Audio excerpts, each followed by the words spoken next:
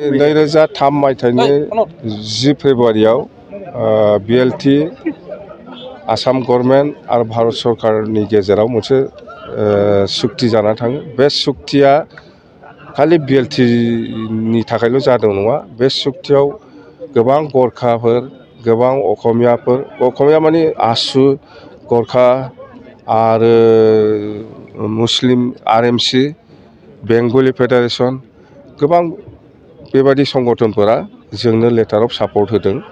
बेखायनो बे सुक्तिया खोब शान्तिपूर्ण भाबै जानानै थांदों आरो बे सुक्तिनि दारै जोङो बे 15 बोसोराव बिपिएफ हान्जाया बिटिसिनि गोबां जाथि जनगोष्ठीखौ लानानै शान्तियैनो खामानि मावनो हाबोदों आरो गोबां डेभेलपमेन्टखौ नोंथांमोनाबो नुनो मोनबाय।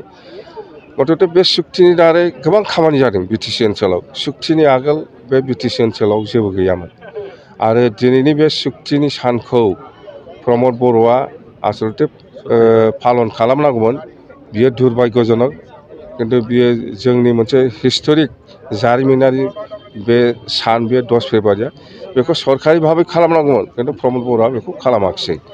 जेरहक प्रमद बर'आ सरकारा बानायाखैबाबो जोङो बिपिएफ हान्जा हिसाबै 10टा साब डिभिजन हेडक्वार्टार आरो डिस्ट्रिक्ट हेडक्वार्टाराव जोङो बिपिएफ हान्जानिफ्रायनो दिनैनि बे 10 फेब्रुआरि बिटिसि एकर्ड सान बड'लेण्ड डे बेखौ जोङो फालिनाय जाबाय।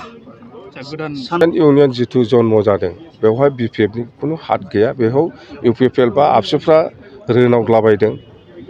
रोनावग्लाबायनानै माबा माबि बुंबाय थादों। आंहा बुंनांगौ जेबो गैया। मथथे जिथु गोदान संगठन छात्र संगठन जन्म जादों, बिसोरनि एम एन्ड अबजेक्टखौ जोङो जिखिनि खोनानो मोन्दों, आलादा रायजो बिनाय आरो लोगोसे बर'नि गोबां समस्याफोरखौ लानानै खामानि मावलांनायनि थांखि लानानै बे गोदान छात्र संगठना जन्म जादों होननानै आं मिथिदों। थ' बेवहाय बियो जेबो अपराध खामानि मावनाय जायाखै।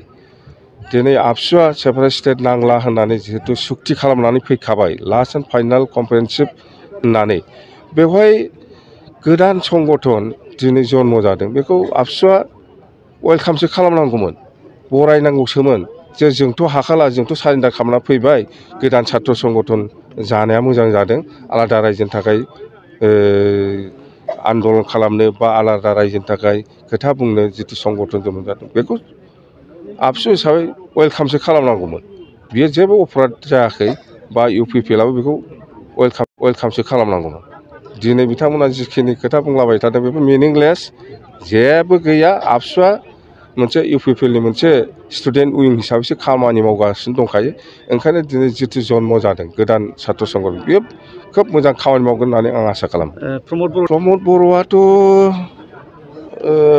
बे एबसु स्टाइलाव सरकार सालायगासिनो दङ। बियो बिटिसिखौ जेरैबायदि सालायनांगौमोन बेबायदि सालायनो हायाखै आरो टटेल फेल। मथथे बेनो कमिसन जानाय, माने बेफोरनोसै, माने आदि राननानै माने खामानि मावो जाहैदों। जुदि 50 लाखनि खामानि हरोबा गाव 25 लाख, कन्ट्रेक्टरा 25 लाख, बेबायदि आदियावसो खामानि मावो होननानै आं खोनाबाय थादों। आरो बेयो नंगौ, नङाबा मानो खोनानो, नंगौखायनो खोनादों। 16था मेलाथ' मालाखौ दिसपुराव गथायहरखादों, बियो सालायनो हाया होननानै सारेन्डार जानानैसो बे 16था डिपार्टमेन्टखौ हरदों। आरो बियो बिटिसिआव न'खरै साख्रि होगोन होननाय मानसिया दिनै बिटिसिआव जिखिनि थार्ड ग्रेड आरो फर्थ ग्रेड साख्रि होनायनि जिथु क्षमता दंमोन बेखौ हगारनानै लाबाय आरो गामि दानख'नायनि खोथा बुंदों। बियो गामिखौ दानख'नांगौ होननानै बियो आसाम गभर्नमेन्टनिसिम एनअसि हरखाबाय, जों मिथिगौ। आरो फ्राय हजोंहाय सिमा बारायनांगौ बा गामि सोसननांगौ होननायाथ' बेथ' नेभार। प्रमद बर'आ बेखौ हाया। बियो गामि सोनायनि खुनु खोथा फैयाखै, दाननायनिसो सुक्ति दङ। नोंथांनि सरकार समाव जे पावारफुलि बेसेबां सैथो बेखौ आं मिथिगौ। डिसिफ्राथ' बिटिसिनि आन्दाराव दंखाया। डिसि एसपिआ बिथांमोना एडमिनिस्ट्रेटिभ माबाखौ नायोमोन। जोङो जाहैबाय डेभेलपमेन्ट जिथु एक्टिभिटिस बेखौ जों नायो। आरो डिसिआ बिटिसिआव जेबो आखाइ होनो मोनामोन बै समाव। दाथ' डिसिखौ लानानै खामानि मावो। बे थारमाने अट'मेटिकेलि डिसफोरा सालायफिनगासिनो दङ बिटिसिखौ, बेखौसो मेन खालामो। धन्यबाद।